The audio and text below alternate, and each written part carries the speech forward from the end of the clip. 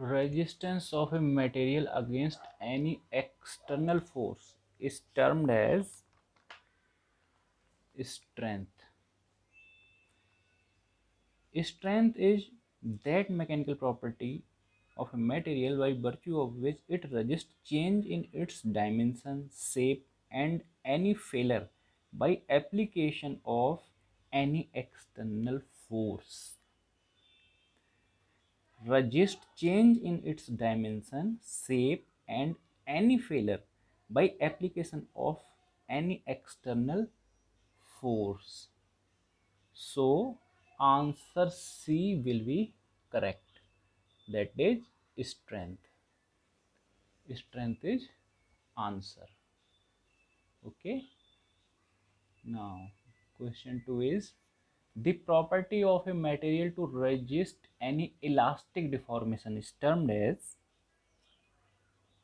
stiffness. What is stiffness? The ability of a material to resist elastic deformation is termed as stiffness. Ability of a material to resist elastic deformation. So, answer A is correct. That is stiffness. This is correct answer. Okay. Now, question 3 is resistance developed by surface of any material is known as hardness. What is hardness? Hardness is resistance offered by the material to indentation or penetration is called hardness. So option B will be correct. That is hardness, option B, hardness. Next is permanent deformation of material with respect to time due to constant load and variable temperature is termed as creep. What is creep? Slow and progressive deformation of the material at constant stress. Creep is time and temperature dependent phenomena.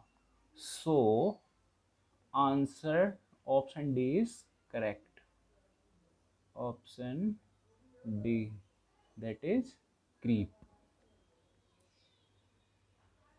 Next is material having same identical values, a property in all directions can be termed as isotropy. What is isotropy? Isotropic materials have the same property in all directions. Same property in all directions. So this is isotropy and option C is correct. Next is property by virtue of which material can absorb strain energy without plastic deformation is called resilience. This is resilience. And what is resilience? Strain energy absorbed of a material without undergoing a plastic deformation. Without undergoing a plastic deformation is called resilience. Resilience is the strain energy absorbed of a material without undergoing a plastic deformation. So answer, this is answer. Next is which of the following hardness test uses steel ball as indenter? In Brinell hardness test, steel wall indenter is used. Steel wall is used as indenter in Brinell hardness test. So option A, that is Brinell hardness test, is correct. Next is in which of the following test specimen is in the form of simple supported beam? Simple supported beam. In Charpy test, position of specimen is horizontal. Position of specimen is horizontal. So answer will be Charpy test, that is option C. In Charpy test, position of specimen is horizontal like simple supported beam. So answer C is correct, that is Charpy test. Next is, in which of the following test specimen is in the form of cantilever beam? In IJOT test, position of specimen is vertical. Position of specimen is vertical. One end is fixed and other end is free. So this is IJOT test. Option A is correct, that is IJOT test. Okay. Now next is the total number of scale used in Rockwell hardness test. 15 scales. 15 scales used in Rockwell hardness test, differentiated based on indenter. So answer C. Answer C, that is 15 is correct. Answer C is correct. Now next is time dependent permanent deformation is called creep. Creep is slow and progressive deformation of the material at constant stress, and it is time and temperature dependent. So answer option C is correct. Option C is creep. Slow and progressive deformation of the material at constant stress, and it is time and temperature dependent. So C is correct. Now next is, figure out the odd point in the following: proportional limit, elastic limit, yield point and fracture point. In stress strain diagram, proportional limit, elastic limit, upper yield point, lower yield point, ultimate tensile strength and fracture point. So this is odd point. Okay. Now option D is correct.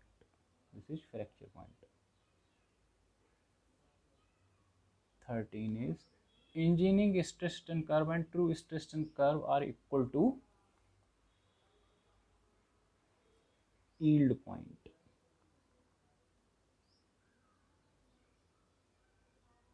Yield point.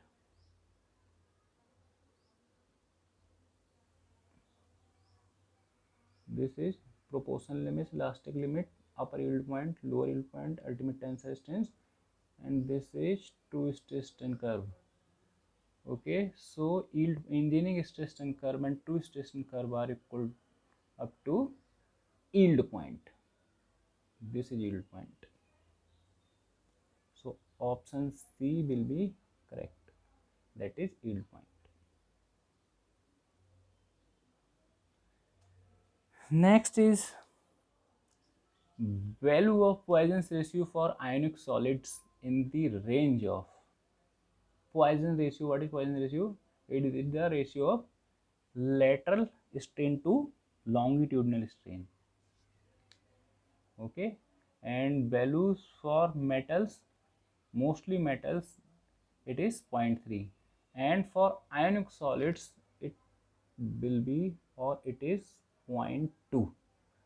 So option B is correct, that is 0.2 for ionic solids.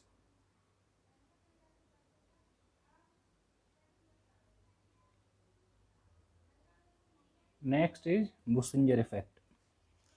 Bussinger effect, what is? Option A is hysteresis loss during loading and unloading. Second is an elastic deformation. Third is dependence of yield stress on path and direction.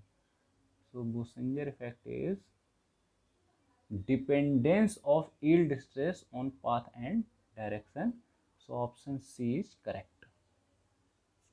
Now next is toughness of a material is equal to area under elastic deformation, plastic deformation, elastic, plastic, both or none. In stress strain curve, this is stress strain curve. Proportional limit, elastic limit, upper yield point, lower yield point, ultimate tensile strength. So this area is toughness. It covers elastic and plastic both deformation. So option C, both elastic and plastic deformation. This is answer. Elastic and plastic deformation both. Now next is true stress strain curve need to be corrected after. This is stress strain curve and this is true stress strain curve. This is ultimate tensile strength point. So tensile strength is the answer of this question. Option C is correct, that is tensile strength. Now next is according to distortion energy criterion, yielding occurs when octahedral shear stress reaches a critical value, distortion energy reaches a critical value, second invariant of the stress deviator exceeded some critical value. All options are correct. So answer will be option D, all of the above. Next is von Mises and Tresca criteria give different yield stress for pure shear stress. Okay, pure shear stress. Von Mises and Tresca criteria gives different yield stress for pure shear stress. So answer C is correct. Option C is correct. Now time dependent recoverable deformation under load is inelastic deformation. So time dependent recoverable deformation under load is called inelastic deformation. Answer B, option B is correct, inelastic deformation.